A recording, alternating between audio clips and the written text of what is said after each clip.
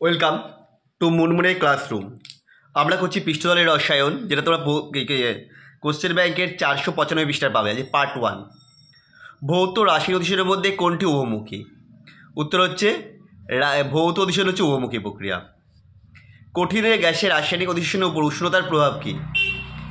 উষ্ণতা বৃদ্ধি পেলে কঠিনের গ্যাসের অধিশনের একটি নির্দিষ্ট উষ্ণতার উপরে হ্রাস পেয়ে থাকে, প্রথমে বাড়ে তারপর কমতে থাকে সক্রিয়করণ শক্তির জন্য। জেল কি? বিস্তার মাধ্যম কঠিন ও বিস্তৃত দশা তরল হলে সেই কলয়েডীয় সিস্টেমকে জেল বলে, যেমন জিলেটিন, পনির, দই ইত্যাদি। পরেরটা, সল ও জেলের মধ্যে পার্থক্য লেখো। বিস্তার মাধ্যম তরল আর বিস্তৃত দশা কঠিন হলে সেই কলয়েডীয় সিস্টেমকে সল বলে, যেমন গোল্ড সল, সিলভার সল ইত্যাদি। বিস্তার মাধ্যম কঠিন, বিস্তৃত দশা তরল হলে তাকে বলা হয় জেল, যেমন পনির, দই ইত্যাদি। কোন ঘটনার জন্য কলয়েড কণাগুলো থিতিয়ে পড়ে না? কলয়েড কণাগুলির তড়িতাধান এবং বায়নীয় গতির জন্য কলয়েড কণাগুলি থিতিয়ে পড়ে না। পরেরটা, একটি অ্যানায়নিক পৃষ্ঠতল সক্রিয় যৌগের নাম, সেটা হচ্ছে সোডিয়াম স্টিয়ারেট। 0.84% NaCl দ্রবণকে প্রমাণ লবণ জল বলা হয় কেন? 0.84% NaCl এর জলীয় দ্রবণ রক্তের কোষরাশির সাপেক্ষে আইসোটোনিক হয়, তাই 0.84% NaCl দ্রবণকে প্রমাণ দ্রবণ বলা হয়, মানে প্রমাণ লবণ জল বলা হচ্ছে।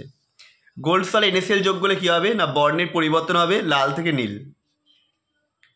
জল বিদ্বেষী কলয়েডের মধ্যে দিয়ে দৃশ্যমান আলো পরিচালনা করলে কি দেখা যায় না, জল বিদ্বেষী কলয়েডের মধ্যে দিয়ে দৃশ্যমান আলো পাঠালে কলয়েড কণাগুলি আলোর সঙ্গে সংঘর্ষ ঘটে, ফলে আলোর বিচ্ছুরণ হয় এবং আলোর উজ্জ্বল গতিপথ পাশ থেকে দৃশ্যমান হয়।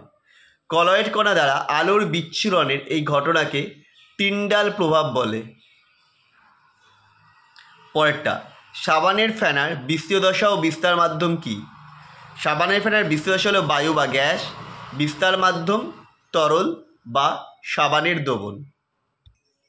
পরেরটা, উষ্ণতা বৃদ্ধির সঙ্গে সঙ্গে ভৌত অধিশন মাত্রা হ্রাস পায় কেন? উষ্ণতা বৃদ্ধি পেলে ভৌত অধিশোষণ হ্রাস পায়, কারণ ভৌত অধিশোষণ দুর্বল ভ্যান ডের ওয়ালস বলের প্রভাবে দ্বারা ঘটে।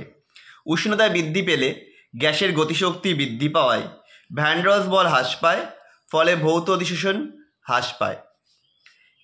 কোন ক্ষেত্রে অধিশোষণ তাপের পরিমাণ বেশি, ভৌত না রাসায়নিক অধিশোষণ? রাসায়নিক অধিশোষণে তাপের পরিমাণ বেশি। গাম অ্যারাবিকের স্বর্ণ সংখ্যা 0.15 বলতে কি বোঝো?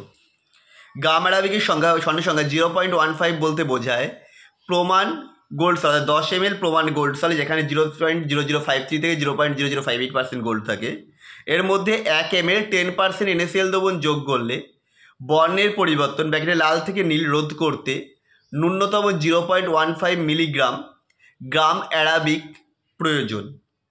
বহু অণু সমন্বিত কলয়েড কি? যেসব কলয়েডের বিস্তৃত দশার বহু সংখ্যক পরিমাণ বা ক্ষুদ্র ক্ষুদ্র অণুর দুর্বল ভ্যান ডের ওয়ালস বলের প্রভাবে একত্রিত হয়ে কলয়েড কণারূপে অবস্থান করে তাদের বহু অণু সমন্বিত কলয়েড বা মাল্টিমলিকুলার কলয়েড বলে। লায়োফিলিক সলের উদাহরণ, এটা হচ্ছে গোল্ড সল। কলয়েডের কোন ধর্মের সাহায্যে একই রঙের কলয়েড দ্রবণ থেকে অবস্থিত কলয়েড দ্রবণ আর প্রকৃত দ্রবণের মধ্যে পার্থক্য করা যায় বা পৃথক করা যাবে? এটা হচ্ছে টিন্ডাল ধর্মের সাহায্যে করা যাবে, টিন্ডাল প্রভাবে। পরেরটা, সদ্য অধক্ষিপ্ত ফেরিক হাইড্রক্সাইডে কয়েক ফোঁটা লঘু ফেরিক ক্লোরাইড দ্রবণ যোগ করলে কী হবে? এই ঘটনাটা কী নামে পরিচিত? যে কলয়েড দ্রবণ পাওয়া যায়, কী ঘটনায় পরিচিত? এটা হচ্ছে পেপটাইজেশন বা অপলয়ন নামে পরিচিত। কলয়েড কণাগুলোর আকারের ব্যাপ্তি কী? 10⁻⁻7 সেমি থেকে 10⁻⁻5 সেমির মধ্যে হবে। জল শোধনীকারী ফিটকিরি কর্মোদ্য কণাগুলির কী রূপ পরিবর্তন ঘটায়? একে আধানমুক্ত বা তড়িৎ প্রশমন করে তঞ্চন ঘটায়। ভৌত রাসায়নিক অধিশোষণের মধ্যে কোন অধিশোষণের এনথালপি বেশি না রাসায়নিক অধিশোষণের এনথালপির মান বেশি হয়? আমাদের প্রথম 20টা কোশ্চেন এখানে হয়ে গেল। পরের দিন মানে কালকে নয়, তারপর দিন আমি আর বাকি 20টা কোশ্চেন তোমাদের দিয়ে দেবো। ভিডিওটা কেমন লাগছে অবশ্যই কমেন্ট করে জানিও। আবার দেখা হবে নেক্সট ভিডিওতে।